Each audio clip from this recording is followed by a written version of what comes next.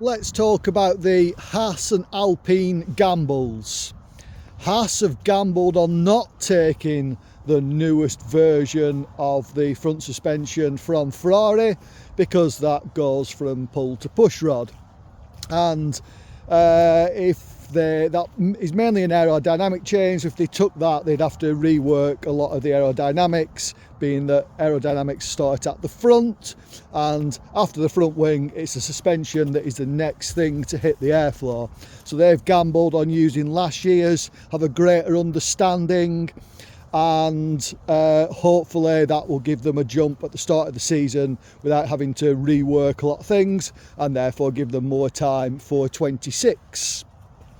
Alpine, however, are gambling on last year's chassis, although it's not really last year's chassis, because last year's chassis failed the crash tests, was then bodged and was overweight, and it was only the end of the year where they actually got that chassis sorted and onto the racetrack and at the weight limit, and hence why the performance of the Alpine went up at the end of the year.